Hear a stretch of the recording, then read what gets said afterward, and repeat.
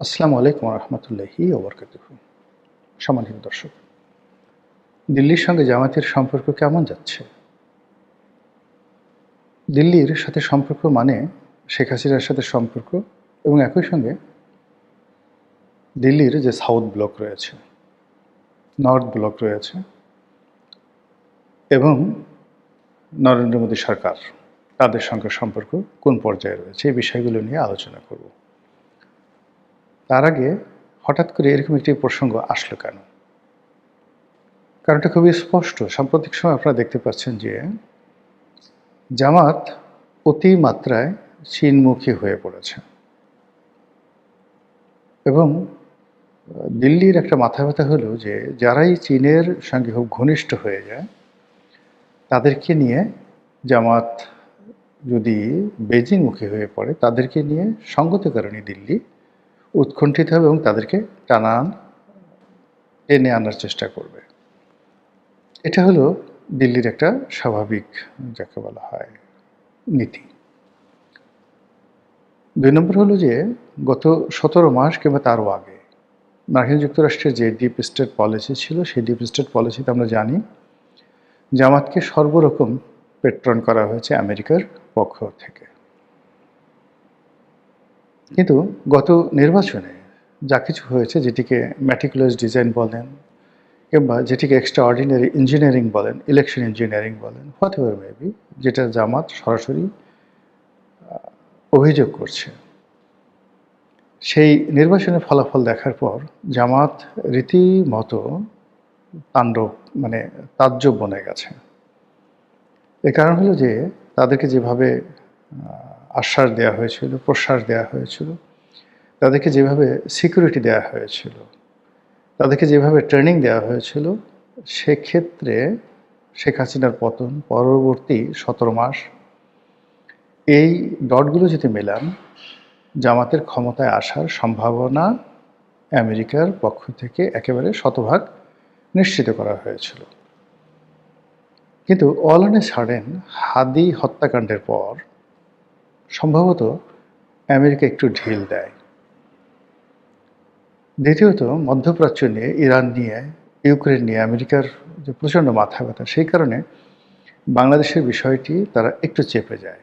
আর ওই সময়টিতে ওত পেতে থাকা ভারত, তারা রাতারাতি বিএনপির সঙ্গে একটি ভালো সম্পর্ক স্থাপন করে ফেলে এবং এবং ইন্ডিয়ার যে একটা প্রচণ্ড প্রভাব রয়েছে বাংলাদেশে, এবং তা ধারাবাহিকভাবে গত ২০ বছর ধরে যেভাবে বাংলাদেশের রাজনীতি নিয়ন্ত্রণ করছেন, ২০০০ আপনি যদি বলেন ৫ থেকেই সরাসরি তারা যেভাবে নিয়ন্ত্রণ করার চেষ্টা করছেন এবং তাদের পরিকল্পনাতে যেভাবে ১/১১ হয়েছে, যেভাবে ১/১১ সরকার আওয়ামী লীগের হাতে ক্ষমতা তুলে দিয়েছে, যেভাবে এরশাদকে কনভিন্স করে ২০১৪, ১৮ এবং ২৪-এর যে নির্বাচন, সেই নির্বাচন তারা যেভাবে একেবারে, যাকে বলা হয়, ফলাফল রেডি করে তৈরি করে আওয়ামী লীগের হাতে তুলে দিয়েছে। এই কাজগুলো করার জন্য যে মেকানিজম দরকার, যে শক্তি দরকার, যে ইনভেস্ট দরকার, যে ম্যান পাওয়ার দরকার, সবই ভারতের আছে, কিন্তু আমেরিকার সেটা নেই। তো এই জন্য জামাত এই নির্বাচনের পরে যেটা বুঝছে যে যে কোনো মূল্যে হোক না কেন তাদেরকে ভারতের সঙ্গে একটি সম্পর্ক স্থাপন করতে হবে, ভারতকে নিউট্রালাইজ করতে হবে, অথবা ভারতের সঙ্গে এরকম একটা সম্পর্ক করতে হবে যেন ভারত আগামীতে যে রাজনীতির পট পরিবর্তন রয়েছে, সেই পট পরিবর্তনে জামাতকে অপরিহার্য মনে করে। তো এই যে ভারতকে নিয়ে জামাতের যে সিদ্ধান্ত, এটি ভারত কীভাবে নিয়েছে? যদি সাম্প্রতিক সময় ভারতের যে রাষ্ট্রদূত, তার মনোভাব দেখেন, জামাতি নেতাদের সঙ্গে তার দহরম মহরম দেখেন, এবং ভারতের বিভিন্ন রাষ্ট্রীয় প্রোগ্রামগুলোতে যেভাবে জামাতের লোকজন স্বতঃস্ফূর্ত হয়ে আনন্দ এবং উল্লাস নিয়ে যেভাবে অংশগ্রহণ করে, তাতে মনে হচ্ছে জামাতের সঙ্গে ভারতের একটি তলে তলে চ্যানেল তৈরি হয়ে গেছে বা হওয়ার পথে রয়েছে। এদিকে বাংলাদেশের রাজনীতি যেভাবে জটিল হয়ে পড়েছে, তাতে করে আমেরিকা, তারপর ভারত, বাংলাদেশের এনসিপি, জামাত, সেনাবাহিনী, পুলিশ বাহিনী, আমলাতন্ত্র সব মিলিয়ে যে যার পয়েন্ট অফ অর্ডারে দাঁড়িয়ে আছে। একেবারে শেষ সময়টিতে হঠাৎ করে গর্জে ওঠার জন্য তারা দাঁড়িয়ে আছে। এখন এই যে তাদের গর্জন, এই যে দাঁড়িয়ে ওঠার যে তাদের প্রবণতা, এটা আসলে কেন? মূল কারণ হলো যে আমেরিকার এখানে কতগুলো প্রাপ্তি আছে, চাওয়া আছে, এখানে তাদের বিনিয়োগ আছে।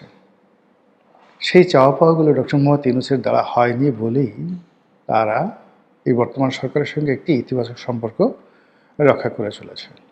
তাদের দুজন গুরুত্বপূর্ণ এখানে ব্যক্তি, বিডার আশিক এবং পররাষ্ট্রমন্ত্রী খলিলুর রহমান, এই দুজন এখনও পর্যন্ত সরকারের গুরুত্বপূর্ণ ব্যক্তি হিসেবে রয়ে গেছে। অন্যদিকে প্রধানমন্ত্রী হিসেবে তারেক রহমান সাহেব নিয়োগ লাভ করেছেন, কিন্তু তার মুখে হাসি, আনন্দ কিংবা উচ্ছ্বাসের কোনো কিছু আমরা দেখতে পাচ্ছি না। মনে হচ্ছে পিছন দিক থেকে কেউ যেন তাকে কিছু একটা বলছে, ভদ্র ভাষায় এই পর্যন্তই বলা যায়, এর বাইরে আর কিছু বলার দরকার নেই। ফলে এককভাবে কোনো সিদ্ধান্ত নেওয়া, এককভাবে কোনো বড় কিছু করা, প্ল্যান করা, পরিকল্পনা করা, এই জিনিসগুলো তিনি করতে পারছেন না বা সামনেও পারবেন না। ২ নম্বর হলো যে ভারতের সঙ্গে গত ১৭ মাসে যে সকল সম্পর্ক নষ্ট হয়েছে সেগুলো গড়ে তোলা এবং শেখ হাসিনার জামানাতে যেই সম্পর্কগুলো গড়ে উঠেছিল সেই সম্পর্কগুলো আবার চালু করা, এগুলোর উপর নির্ভর করবে আসলে জনাব তারেক রহমান সাহেবের রাজনৈতিক ভবিষ্যৎ কতটা ভারত সমর্থন করবে। থার্ডলি হলো যে এখানে ডক্টর ইউনূসের জামানাতে সরকারি কর্মকর্তা কর্মচারীদের বেতন ভাতা বৃদ্ধি করা হয়েছিল প্রায় দ্বিগুণের বেশি। তো সেই দ্বিগুণের বেশি বেতন ভাতা দিতে গেলে সরকারের যে রাজস্ব খাত বা আমাদের যে অভ্যন্তরীণ আয়, সেখান থেকে ১,২০,০০০ কোটি টাকা অতিরিক্ত লাগবে প্রতি বছর। ইট মিনস প্রতি মাসে ১০,০০০ কোটি টাকা বেশি টাকা লাগবে এখন যেভাবে বেতন দেওয়া হচ্ছে তার চাইতে। ডক্টর মোহাম্মদ ইউনূস এসকেপ করে গেছেন, কিন্তু এটা তারেক রহমান সাহেবকে মোকাবেলা করতে হবে এবং খুব দ্রুত তাকে এই ব্যাপারে সিদ্ধান্ত নিতে হবে, হ্যাঁ অথবা না। ৩ নম্বর হলো যে জুলাই সনদ থেকে শুরু করে অন্যান্য যে সকল বিষয় রয়েছে, সেই জুলাই সনদের বিষয়েও তাকে সিদ্ধান্ত নিতে হবে এবং এগুলো নিয়ে আলটিমেটলি রাজনীতির যে অঙ্গন এটি উত্তপ্ত হয়ে পড়েছে, ভীষণ রকম উত্তপ্ত হয়ে পড়েছে। তো কাজেই বিএনপির জন্য রাজনীতি সামনের যে ২ থেকে ৩টি মাস ভীষণ রকম একটি টালমাটাল অবস্থা সেখানে যাবে।